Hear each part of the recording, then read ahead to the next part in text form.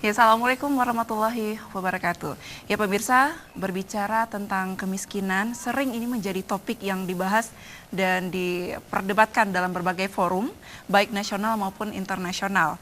Kemiskinan ini sendiri telah muncul berabad-abad yang lalu dan kemiskinan adalah profil kehidupan masyarakat yang menggambarkan ketidakmampuannya untuk hidup layak dan berpartisipasi dalam pembangunan yang sedang dan terus berjalan.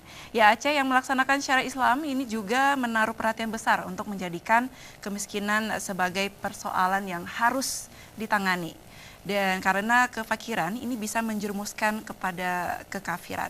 Demikian pula ada pemerintah Kota Banda Aceh yang terus berupaya untuk mengentaskan persoalan kemiskinan warga, salah satunya melalui optimalisasi peran Baitumal Kota Banda Aceh dan sejauh mana peran Baitumal dalam mengentaskan kemiskinan di Kota Banda Aceh.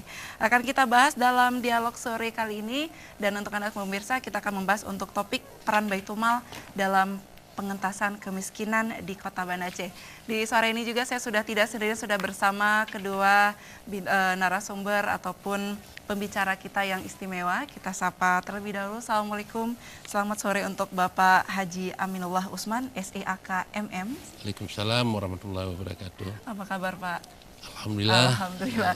Baik, dan Assalamualaikum, selamat sore untuk Bapak Safani Zainun, SPDI. Wabarakatuh. Iya, terima kasih banyak untuk Anda berdua yang sudah menyempatkan hadir di studio Aceh TV, dan ini adalah sebuah kesempatan yang luar biasa sekali untuk saya sendiri bisa bertatap muka ataupun berbincang langsung dengan Bapak Aminullah. Ya, baik, saya ke Bapak Aminullah nih Pak. Ini saya deg-degan nih. Walaupun biasanya sering berjumpa di luar, tapi ini tidak akan saya sia-siakan. Betul sekali, dan tidak akan saya sia-siakan nih Bapak. Baik Pak Aminullah, ini saya ingin bertanya, salah satu visi dan misi pemerintah Kota Banda Aceh adalah pengentasan kemiskinan ini di Kota Banda Aceh nih Pak. Nah, sebagai ibu kota provinsi Aceh, sejak menjalankan pemerintahan mulai Juli 2017, ini sudah sejauh mana sih Pak realisasi visi dan misi ini Pak? Oh ya, baik. Pertama sekali saya ucapkan terima kasih kepada Aceh TV yang sudah mengundang kami pada hari ini, dan ini kesempatan baik tentunya, dan juga terima kasih kepada Dia Agustia yang membawa acara ini. Bahwa visi dan misi Kota Banda Aceh adalah mewujudkan Banda Aceh gemilang dalam bingkai syariah. Betul. Yang di dalam itu kita akan membangun dalam bidang agama, dalam bidang ekonomi, dan dalam bidang pendidikan. Sekilas saya harus menjelaskan semuanya ketiga-tiga ini secara ringkas, tapi nanti yang lebih fokus soal kemiskinan. Yeah. Dalam bidang agama adalah bagaimana mewujudkan Banda Aceh ini penegakan syariatnya itu betul-betul nanti suatu saat kita tercapai kafah dalam pelaksanaan syariat Islam. Maka kita perkuat mengamankan soal akidah, soal ibadah, soal akhlak, dan juga sampai kepada muamalah.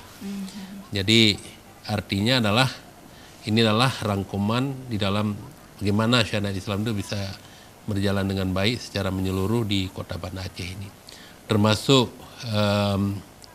di dalam pelaksanaan syariat ini, di samping yang tadi, kita mewujudkan Banda Aceh sebagai kota zikir, dan gema zikir ini sudah mulai berkumandang di Kota Banda Aceh, baik setiap malam Jumat, malam Sabtu, bahkan di pendopo wali kota, kemudian di tempat-tempat lain, dan juga di kampung-kampung dan juga di daerah-daerah ya. Dan di samping itu kita juga mendirikan salah satu lembaga keuangan syariah, yaitu PT Mahira Muamalah Syariah, yang di dalamnya juga tugasnya adalah mengentaskan kemiskinan. Jadi tapi di dalam konteks juga bagaimana para pedagang-pedagang kecil yang ada di sekitar Kota Banda Aceh yang sering memanfaatkan untuk menghidupkan dagangnya itu menggunakan rentenir. Jadi rentenir ini bunganya satu hari 5%. Sudah di samping dia sudah bertentangan dengan Al-Quran dan hadis, juga sangat memberatkan. Jadi kita hadirkanlah lembaga keuangan syariah mikro ini PT Mahira Muamalah Syariah juga untuk mengentaskan kemiskinan, dan juga di samping itu untuk menjauhkan penggunaan rentenir oleh masyarakat Kota Banda Aceh. Kemudian soal ekonomi, ini adalah waktu saya menjadi wali kota Banda Aceh, kemiskinan di Kota Banda Aceh itu 7,40, lebih kurang 7,7,5%, pengangguran 12%. Dan inilah yang saya jual pada saat saya kampanye dulu. Saya ingin menurunkan angka kemiskinan, saya ingin menurunkan angka pengangguran yang sangat memberatkan, sehingga angka pengangguran dan angka kemiskinan ini memperbesar angka pengangguran secara total, secara provinsi, yang akhirnya secara nasional kemiskinan kota Aceh ini masih sangat tertinggi di Indonesia. Jadi apa yang harus kami lakukan? Yang pertama adalah memberdayakan Baitul Mal. Jadi Baitul Mal ini kan tujuannya adalah justru untuk membantu fakir miskin, ya. Juga ada nanti apa saja yang digunakan itu bisa dijelaskan oleh Kepala Baitul Mal. Tapi yang jelas kita memaksimalkan Baitul Mal ini, sehingga Baitul Mal ini bisa membantu menunjang kemiskinan. Baik, nah Pak Aminullah, untuk tahun 2018 dan ini kan sudah mau berakhir nih Pak, kita menyambut tahun 2019. Menurut Anda, apakah juga angka kemiskinan, pengangguran yang ada di Banda Aceh khususnya ya Pak ya, ini semakin meningkat atau sudah menurun? Kalau angka pengangguran itu sudah menurun drastis. Satu tahun 2017 dari 12% sudah menjadi 7,75. Berarti menurun hampir 5% ya. Ya 5%, 5,25 turunnya. Sedangkan angka kemiskinan ini masih belum begitu menurun, tetapi sudah mulai ada langkah-langkah yang kita lakukan. Seperti tadi, kita tidak hanya mengandalkan Baitul Mal, tetapi kita juga memberdayakan masyarakat dengan PT Mahira Muamalah Syariah. Sudah hampir 2.000-an yang kita bantu modal kerja kepada para pedagang-pedagang kecil yang kesulitan modal. Kemudian di samping itu kita menggenjot sektor wisata yang membuat Kota Banda Aceh ini banyak pengunjung. Tentu berlaku lagi kepada teori ekonomi lama yang dibuat oleh Keynes, yaitu semakin besar konsumsi semakin mendatangkan pendapatan bagi orang lain. Dan ini sudah mulai terjadi. Jadi kemarin malam Jumat 2 hari yang lalu, saya justru mendapatkan penghargaan dari Menteri Pariwisata keberhasilan meningkatkan sektor wisata halal di Banda Aceh, menjadi Banda Aceh sebagai pesona wisata halal terpopuler Indonesia 2018. Wow, keren, luar biasa sekali. Oke, baik. Nah, terima kasih Pak Aminullah. Nanti kita akan bertanya kembali tentang bagaimana cara pengentasan kemiskinan di Kota Banda Aceh ya Pak ya. Oke, baik pemirsa, jangan lupa nanti di segmen kedua dan juga segmen ketiga kami akan membuka line telepon interaktif untuk Anda yang ingin bertanya seputar peran Baitul Mal dalam pengentasan kemiskinan di Kota Banda Aceh.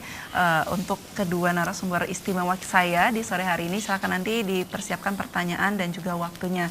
Saya persilakan nanti di segmen kedua dan juga segmen ketiga. Ya, saya sekarang ke Bapak Safwani. Ya, Pak Safwani, selamat sore. Ya, kita berjumpa di sini nih, Pak. Kita punya waktu 60 menit ke depan tentang membahas peran Baitul Mal sendiri. Tadi sempat berbincang sebelumnya bahwasanya Baitul Mal ini berdiri di tahun 2001 ya, Pak ya. Oke, nah kemudian saya ingin bertanya sejauh mana peran Baitul Mal dalam proses pemerintahan dalam mensejahterakan masyarakat nih, Pak Safwani. Ya, terima kasih Aceh TV dan terima kasih Pak Wali. Hari ini bisa bersama-sama kita bersosialisasi ini dan juga bentuk dukungan Pak Wali Kota. Betul sekali. Terhadap Baitul Mal, mensupport Baitul Mal menjadi yang terbaik dalam rangka menggasak kantong-kantong kemiskinan yang ada di Kota Banda Aceh.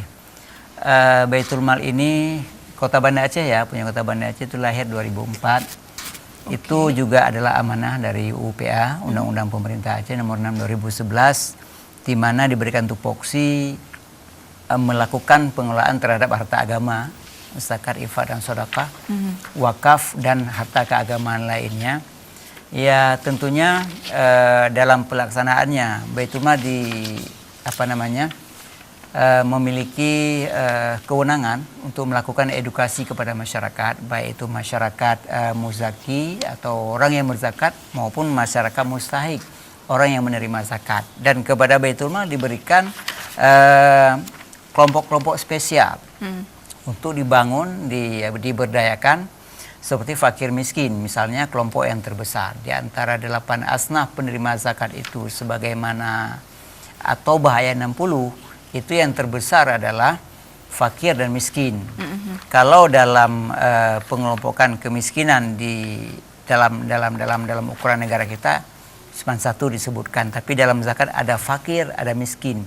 Fakir itu lebih sakit lagi, lebih rendah lagi pada miskin. Oke, baik. Oleh karena itu Baitul Mal dipersiapkan dengan beberapa program unggulannya, termasuk program-program zakat produktif itu untuk menggenjot itu kantong-kantong kemiskinan itu.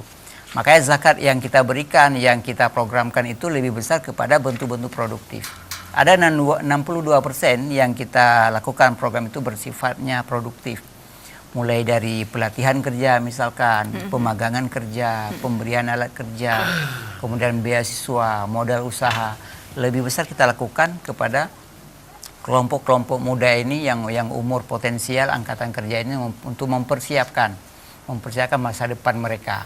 Artinya ada pengangguran yang bisa sektor pengangguran yang bisa kita terobos, bagaimana yang disampaikan oleh Pak Wali tadi. Betul. Ini memang nampak terus berkurang.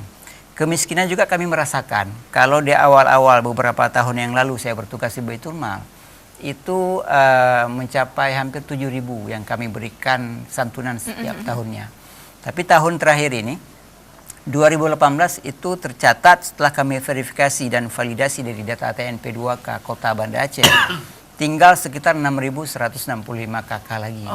Berarti ada semacam pergerakan yang lebih baik daripada angka kemiskinan itu. Pengangguran begitu juga yang disampaikan oleh Pak Wali tadi. Kami merasa ada yang terselesaikan. Tapi ini tidak hanya Baitul Mal. Tidak boleh Baitul Mal sendiri. Kita keroyokan. Ada Dinas Sosial, ada Disperindak, ada PU, ada BPS dan yang lain-lainnya yang mengambil segmen yang sama. Artinya juga semua elemen juga ikut andil. Semua elemen harus ikut andil. Baik. Ya, pemirsa, kami akan segera kembali. Jangan kemana-mana, tetap di Special Talk Show.